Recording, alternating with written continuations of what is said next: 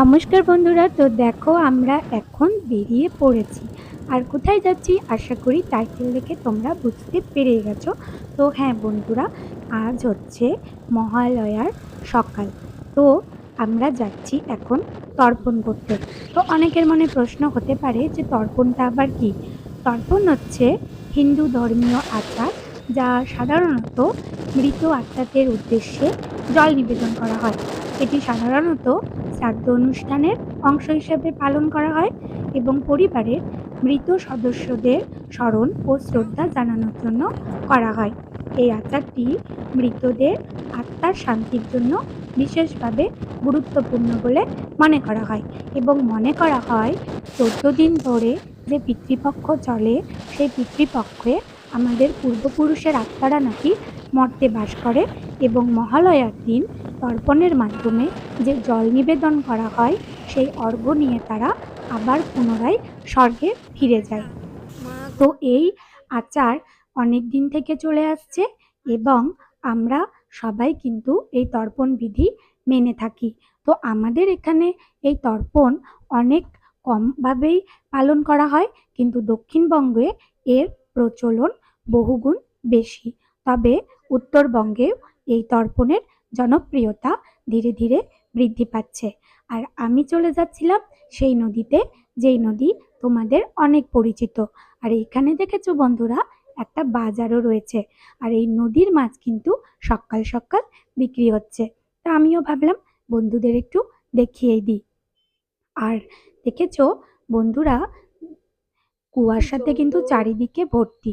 আর এই যে দেখো কত জঙ্গল, একদম ঘন জঙ্গল। রেডি? তাহলে নদীর দিকে যাওয়া যাক। মুখটা দেখি।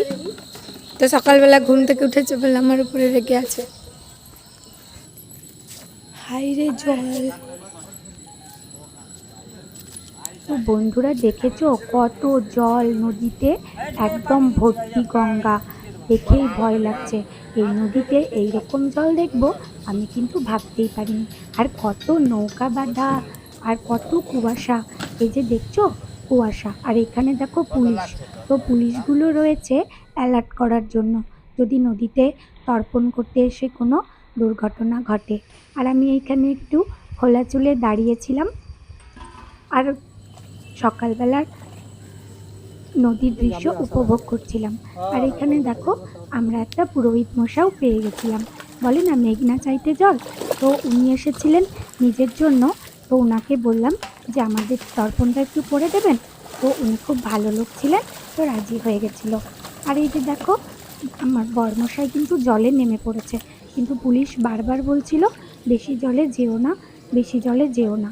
এই জন্য হাঁটু জলে দাঁড়িয়েই তর্পণটা করে নিচ্ছিল। আর এই যে দেখো পুরোহিত মশাই, আমি বাড়ি থেকে সব কিছুই নিয়ে গেছিলাম, কিন্তু পুরোহিত মশাই সব কিছু নিয়ে এসেছিলেন। তো বললো যে আমারগুলো দিয়ে করিয়ে দিচ্ছি। তো উনি মন্ত্রোচ্চারণ করছিলেন এবং ওকে দিয়ে তর্পণটা করিয়ে নিচ্ছিল। আর আমি কি করছিলাম বলতো, আমি একটা নৌকার মধ্যে বসে বসে জলের মধ্যে পা দুলাচ্ছিলাম আর খুব ভালো লাগছিল। কিন্তু পুলিশগুলো বারবার বলছিল তোমরা বেশি জলে যেও না, তোমরা বেশি জলে যেও না। আর এই জন্যই কিন্তু পুলিশগুলোকে রাখা হয়েছিল, যাতে ওরা মানুষকে অ্যালার্ট করতে পারে। আর ওদের কাছে একটা মিটারও ছিল, ওরা বারবার জল মাপছিল আর ফোন করে করে বলছিল যে হ্যাঁ হ্যাঁ জল বাড়ছে জল বাড়ছে। আসলে এই জল নিয়ে তো অনেক বড় সমস্যা, তোমরা তো সেটা সবাই জানো। সোশ্যাল মিডিয়া বলো, টিভি খবরে বলো, সব জায়গাতেই দেখা যাচ্ছে যে এই বন্যা বন্যা নিয়ে চারিদিকে একটা বিশৃঙ্খলা সৃষ্টি হচ্ছে, মানুষ ক্ষতিগ্রস্ত হচ্ছে। এই যে দেখো ও কিভাবে পুরোহিত মশাইয়ের মন্ত্রোচ্চারণের সাথে তর্পণটা করে নিচ্ছিল। আর তার পাশ দিয়ে দেখো একটা খুব সুন্দর নৌকা যাচ্ছিল। ইচ্ছে হচ্ছিল আমি উঠি, কিন্তু ওই যে পুলিশগুলো বারবার অ্যালার্ট করছিল। তো আমি ভাবলাম না, ওনারা যখন অ্যালার্ট করছে তাহলে নিজেকেও সাবধানতা বজায় হাই রাখাটা দেখাও, হাই জরুরি। দেখাও।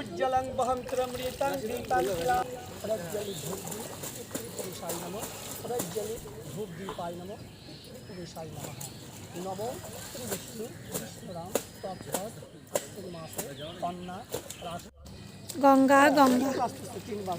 তো দেখো বন্ধুরা, প্রদীপটা কিন্তু ও ভাসিয়ে দিয়েছিল জলের মধ্যে, কিন্তু জলের স্রোতটা উল্টো ছিল বলে প্রদীপটা ভেসে আসছিল বারবার।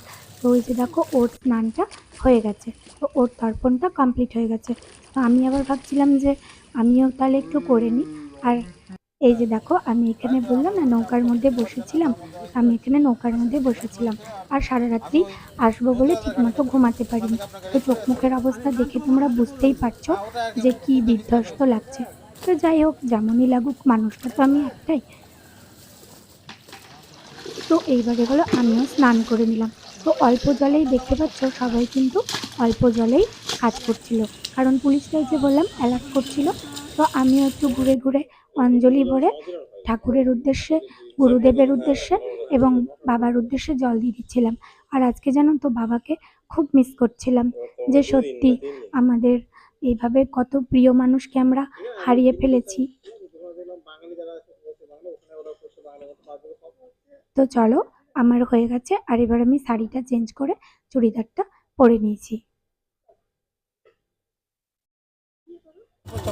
তো এইবার চলে যাব। তো দেখো, এতক্ষণে কিন্তু অনেক লোক এসে জড়ো হয়েছে, আর পুলিশগুলো কিন্তু স্টিল ওখানে দাঁড়িয়েছিল। তো বর্মশাইয়ের বাইকে উঠে গেছি। তো আমরা এবার এখান থেকে বেরিয়ে পড়লাম।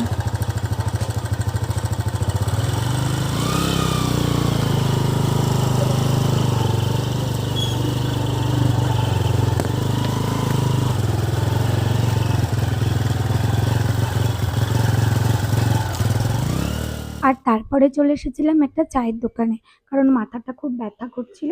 তো বললাম যে এখানে একটু চা খাবো।